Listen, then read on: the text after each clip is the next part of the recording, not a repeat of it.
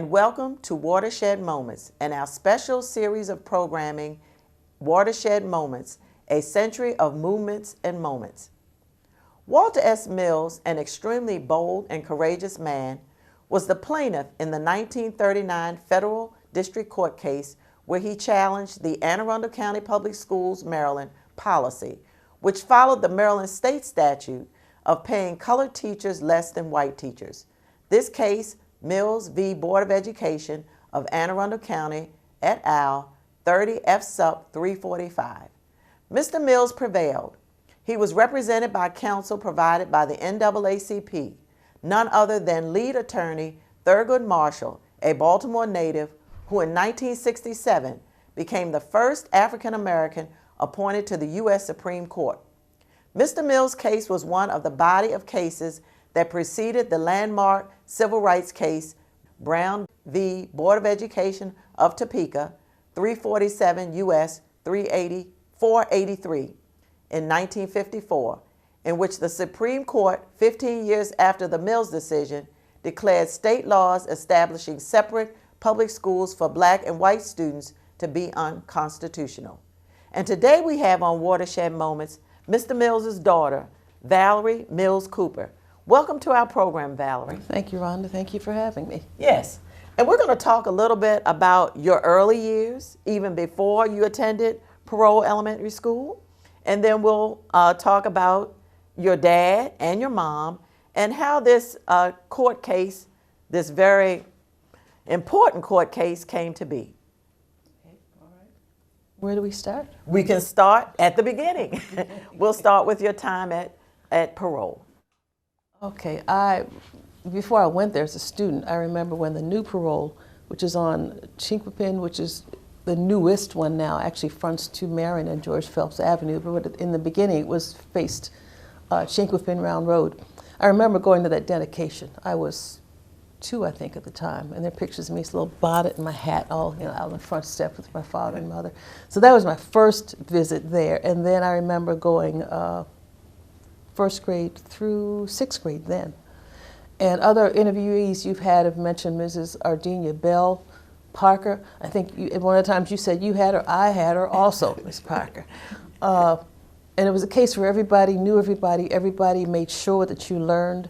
There were no exceptions, even in elementary school. Some of the teachers, Miss Mary Isaac, Mrs. Swan, I forget Miss Swan's first name.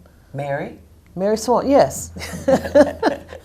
And Dolores Queen and, oh gosh, Mr. Milburn, Mr. Colbert, Richard Colbert. Miss Queen, Jean Queen Horton was the assistant principal. And it was always interesting. I didn't realize that being the principal's daughter was a little bit of a detriment. Nobody really ignored me, if you will, but when we finished 6th grade, I found out, well, she thinks she's all that, because I didn't know. I was just somebody in school, and Dad just happened to be in the office, and I knew I didn't want to go there because I knew what happened when you went there. So I knew about that. Knew about that. So, but it was fun. And Mrs. Irene Richardson, when I was there, was the music teacher.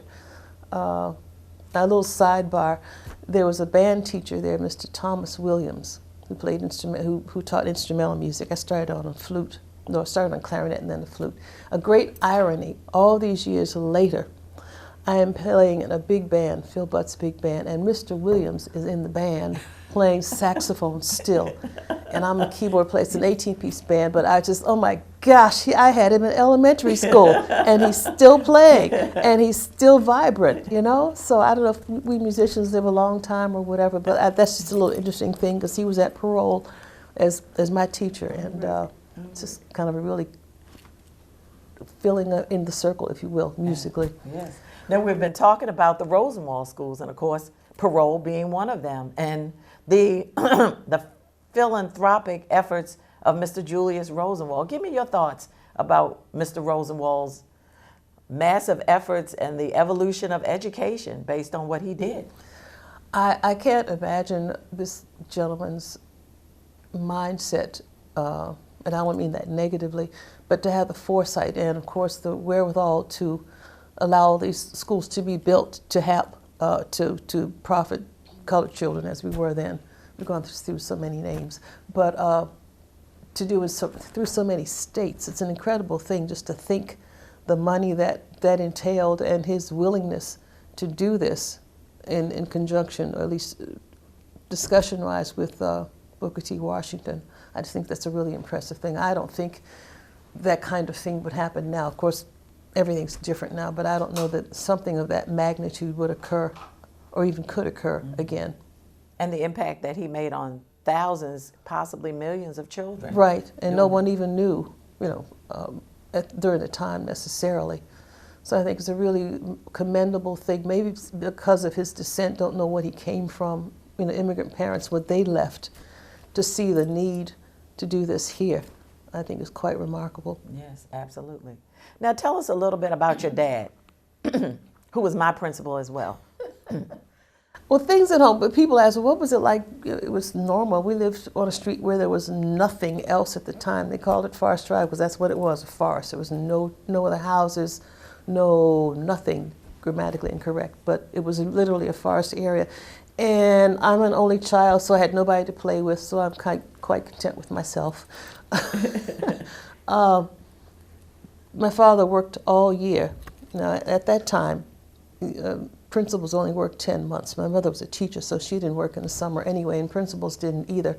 So my dad would work all year from, say, Labor Day till Memorial Day. May, 30th of May. Yes, then he went to work down at Carr's Beach, because there's some of your other guests that said you always needed 2 jobs.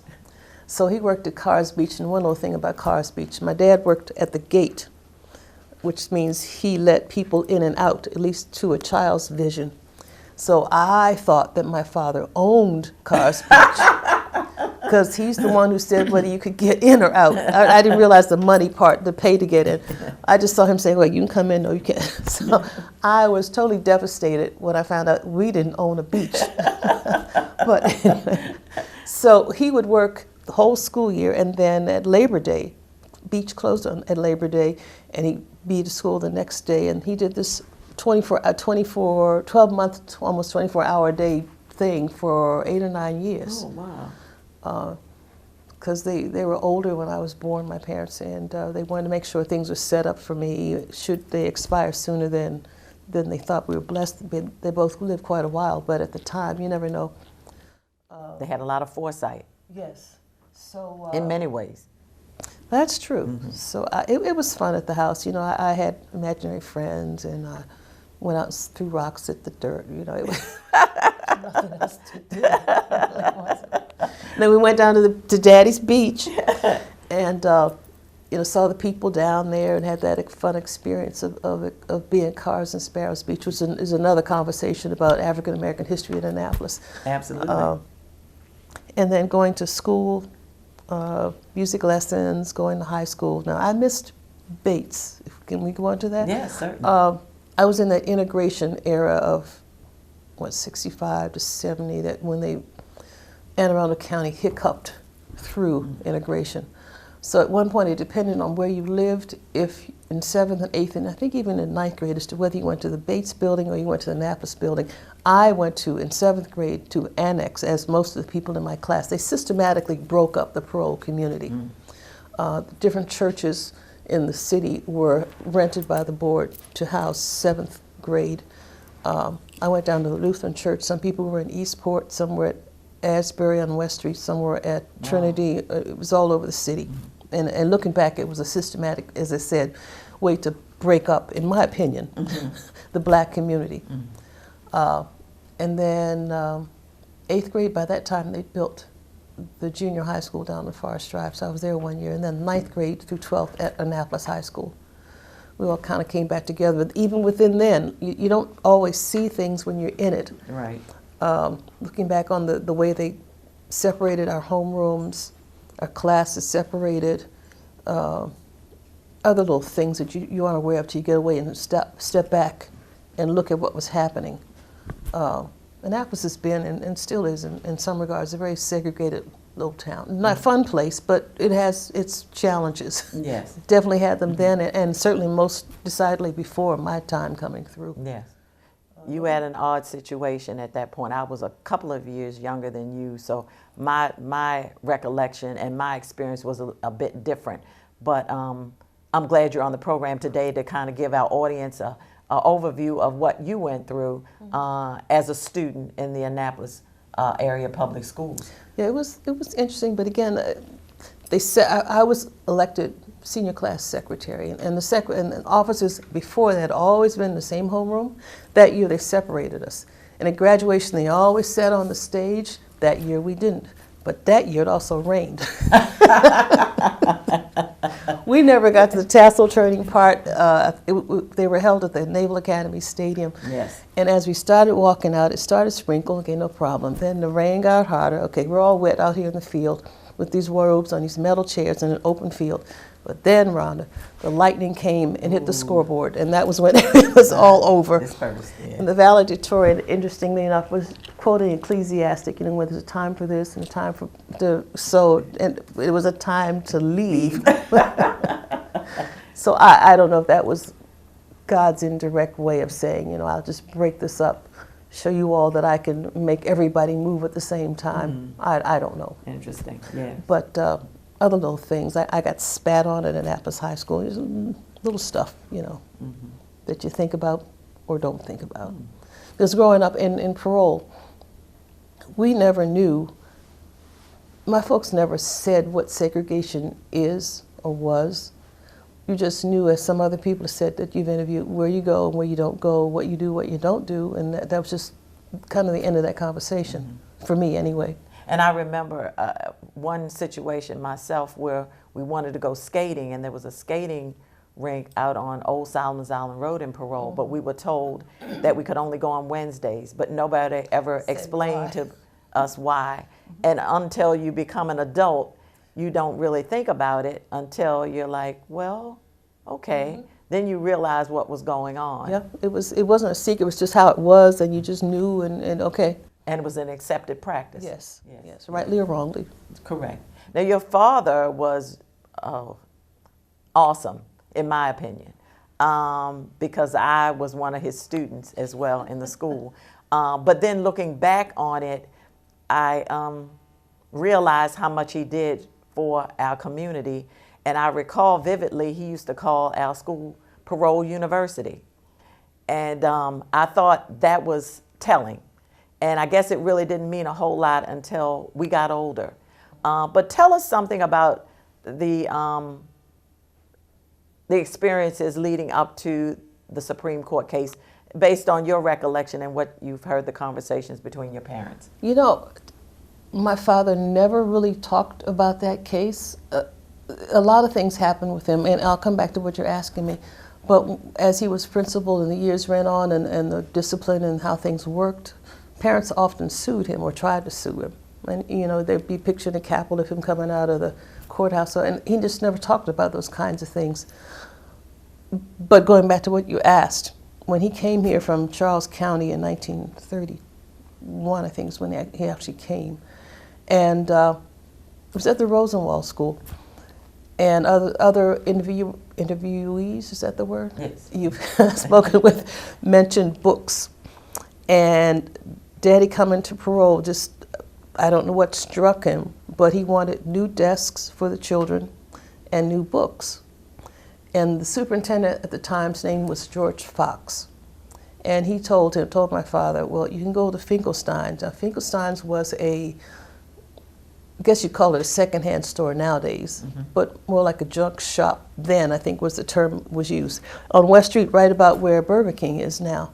And my father, for some reason, didn't understand why I had to go to a secondhand store to get tables and desks for his children, and the books too. I think one thing just sort of precipitated into the other, and then realizing that the white teachers were getting more money than African American teachers were. I think it was just a confluence of things that led to, well, this is not right. What can I do about it? I do remember him saying one time, he talked to his mother about it. He's was from St. Mary's County and off of a 100-acre tobacco farm. And my father lost his father when he was only 6. So his mother raised 6 children by herself on this farm. Point is, he talked to her and said, do you think this is what I should do? Proceed with? She said, if you think it's right, go ahead with it. And he did, and he lost all sorts of friends. People would not talk to him, that's my understanding, because they thought if they had anything to do with Walter Mills, they get sucked into this chasm, if you will, and maybe lose their jobs. And the only person who stood by him was Frank B. Butler. I've heard that name many times. Who was the principal at Bates. Now, he didn't go unscathed because they demoted him from principal to vice principal. And they actually fired my father, said he wasn't qualified, but you know, being African American, colored, black, whichever we are at the moment, you have to be equally qualified or overqualified as the person next to you, if they're white. And at the time, my father was already working on his master's degree at Hampton. So that unqualified part was bogus and it was thrown out, so he was reinstated. A lot of little things, you know, they do to try to derail us, but if you have the fortitude, Daddy always said, and I guess he got it from his mother, if you think it's right and all the facts appear to be right, then go ahead with whatever it is you plan to do. So that's kind of the attitude he had in just about everything. I didn't get in trouble much because I knew. So if you think you're right, okay, don't do anything wrong. That's the deal with me personally. But with the case and all that, it went on for 2 years. It started really in 1937 and ended in 1939 with a positive decision for him in the county. So that meant that all African American teachers would get the same amount of money as the white teachers, and everybody got books and all those things. And one of the ironies, I think, of all this and all the cases that came after that, because this is one of the word I'm looking for, the catalyst. Class Act cases that led Attorney Marshall to do all the rest of them leading up to Brown and beyond that, was that we didn't realize what we had with nothing. You know? African American teachers made sure that you didn't leave their classroom, whether it was elementary or high school, without knowing what it is you needed to know. And this is how you have to function to get from here to there. This is where you go, where you don't go. All those things, which is not totally part of the academic world, but all the social and etiquette things were taught that we lost when we integrated a little bit. So I'm not saying we did not need to do, or my father didn't need to do what he did, because that was necessary. But had we had new buildings, books, and all that in addition to what the teachers were giving us with nothing, think how much further along we'd be, because we were pretty far along academically then. I mean, people who finished Bates High School could have gone to any college that would let them in. Because academically you were ready to do whatever was necessary. It's just that you couldn't go all places. And that we're talking not too many generations ago. And so many people, I would assume, probably didn't finish high school, did not have the ability to go on to college and to provide adequately for their families. Some didn't. I think, this is an opinion, not based on any particular fact, but just knowing the times. I know one gentleman in particular who said it took him about 4 or 5 years to get out of Bates, but he finally got out. Won't call his name, but you may know him. But anyway, I think you kind of stayed till you got it right. Then. And maybe you couldn't go to college, but you found something to do at the, as has said, Carville Hall, which I had kind of forgotten about for a while, but that was a big employment place. And the Academy, Naval Academy, and those kinds of places. So we always were trying to do better at whatever level that better was or could be. Yes, absolutely. But some did fall along the way. Well, yeah, there's always some. Fallout, yeah. And so that always, you don't want to lose anyone, but there are some that are lost along the way. But thank God for Mr. Mills and for Mr. Julius Rosenwald for having the foresight, Booker T. Washington. Yes. And so we thank them in their absence for what they've done for all of us. But we're going to take a break right now and come back with Valerie Mills Cooper.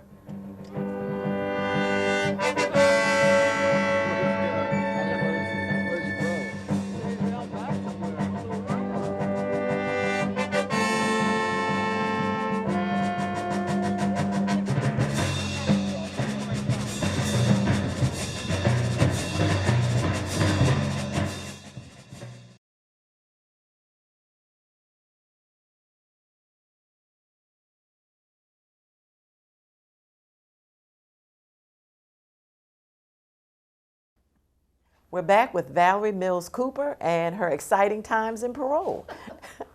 Valerie, we're back, and tell us a little bit more before we get into your college days. Tell us a little bit more about your family and their schooling and that sort of thing. Well, I start with my mother. Hers was a little more straight ahead, if you will. She was from Kent County. And when she came along, there was a high school. There was a high school in Chestertown, but she lived out of town in a place called Morgneck, about 8 miles out of the community. And as I think about it now, she had to kind of board too, because my grandfather would take her from Morgneck in the buggy, in the horse, into a cousin's house in Chestertown. They were blessed to have family in town, and she stayed in town all week to go to school. And then he'd come get her on Friday and take her back home on the weekend, and that was a cycle through all of high school for her. Wow. So there was a school in Chestertown, but it was, I guess at that time, too far. It was about 8, 9 miles from Morgneck into Chestertown. So she did the boarding thing in high school. Wow. And then went on to Bowie. Bowie was a normal school, so you went there for 2 years. I guess you could equate it to a community college nowadays, I suppose. 2-year normal school, and then her second 2 years were at Hampton, where she got a bachelor's, which is where she met my father, and then New York. And so that's her side. And let's go back to Daddy's side, my father's side. He, as I said earlier, it was from St. Mary's County, and there was no high school for black African-American college students in the whole county. So he left the farm, I guess at about 12 or 13 maybe, to go to high school at Bowie Normal. It was a high school and normal school. This is in the 20s, mid-20s to early 30s. So he was away from home from teenage through the rest of his life, essentially. So high school at Bowie, 2-year normal school, and then 2 years, he went to Hampton also. My folks met there to get your associate's degree. I'm sorry, that's wrong, your bachelor's degree. Okay, from Hampton. Yes. Now there was no, I guess there was Morgan, I won't say there's no, or Howard, but the University of Maryland would pay African American students in the 20s and 30s to go someplace else. Now most people of my parents' era and your mom and dad's era have advanced degrees from either probably New York University or Columbia or someplace in New York City. My folks both went to New York University because University of Maryland didn't want you to come, and they would give you I wouldn't call it a scholarship, but a stipend or something to go somewhere else, which is really kind of strange to me. But that's how it was then. So if you wanted an advanced degree, and most of the teachers at Bates and the elementary school, well, the whole city, Eastport and whatnot, they all have degrees, most likely from someplace in New York. I've heard that, yes. Even up to Syracuse, because the whole dynamics are different there somewhat. My mother used to tell a story of they had theater classes, not theater, the discipline, but the seating. Oh, okay. 100, 200 people in a class, and she told me once about this woman. She was seated next to everybody was a number, and this woman raised her hand and told the professor she had to change her seat. And he said, well, why? He said, well, I just cannot sit here. He said, if you want to remain in this class, you will sit there. She didn't want to sit next to my mother. So interesting little things like that, you know. Yeah. So well, tell us a little bit about your days after Annapolis High School. I didn't know what I wanted to do exactly, but I knew I was going to school. There was no option about that. It was a given. So I applied to, friends of mine told me about Virginia State and their band program and the marching band and all those things. So I applied there, and I also applied at Bucknell University. I got accepted at both, but Bucknell I couldn't live on campus, and my folks weren't having that. You're going to be on campus, so. And it all worked out. I believe that everything works out the way it's supposed to work out. So I went to Virginia State, a music ed major, had great fun. Black school, same sort of thing here. You know, you're in this class to learn, not to fool around. You will finish. And most of us did, not all, but most. Same sort of, you need this, and this is how things are around you. And my first direct thing of segregation in Richmond, what was it? it might have been right there in Petersburg. I forget if it was Richmond or Petersburg, the stores. I was right up to the counter to buy something, and the lady took the person behind me who was white. You know, so it's an insidious disease, if you will. Mm-hmm. And this is in the late 60s, early 70s. Mm.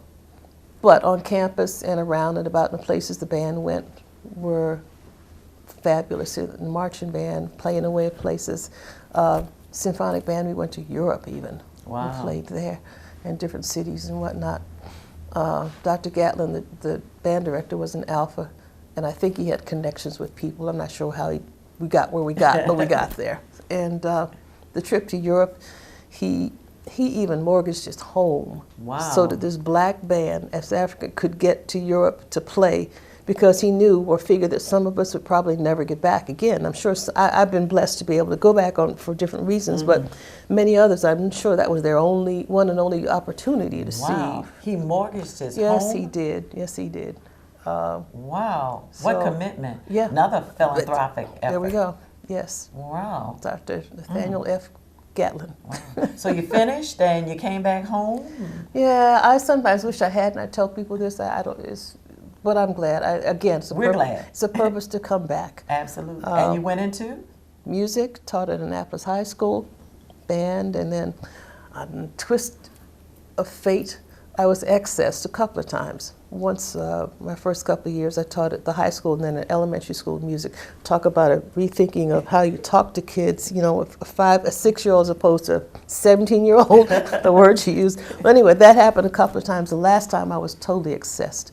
And I'd kind of settled into not working. My husband, Ted Cooper, was a professor at Howard University. He said, we can make it, you know. And then as soon as I was all comfortable, they called and said, well, we have a job for you at George Fox Middle School. Of all places. As I said earlier, that's the man who told, I didn't mention this, but he was the one who told Daddy to go to Finkelstein's, and he's also the one in the court, which is probably what lost the case for him, said that his worst white teacher was better than any black teacher in the county. That wasn't a smart thing to say. Mm. Anyway, I'm at George Fox Middle School. Mm. Wow. I was there only, 2 years, I think, then I started moving around, then I went into administration. Yeah, and you ended up as an assistant principal at Lindale Middle School. Right. Yes, absolutely. Yep. And Irene, your daughter, and you have your grandchildren. And 4 boys. All right, all right. Well, Valerie, thank you so very much for appearing on Watershed Moments. And we've totally enjoyed your stories and your experiences and learning more about Mr. Mills and what an extraordinary man. And about the Rosenwald schools, because but for Julius Rosenwald, none of us would be where we are today. That's very true. It's an amazing thing that what he did. Amazing. And a blessed thing. Absolutely, absolutely. Thank you so very much, and we appreciate it. Thank you so much. And we have a documentary, Brown v. Board, and we're going to put up the information on the screen for people to take a look at to learn more about the Brown case as well. And we're going to put in a plug again for our Annapolis production, Annapolis One City, Three Friends, and Valerie, we were so blessed to have you as our musical consultant for that program. And you'll be seeing that as well. Thank you so very much again. Thank you.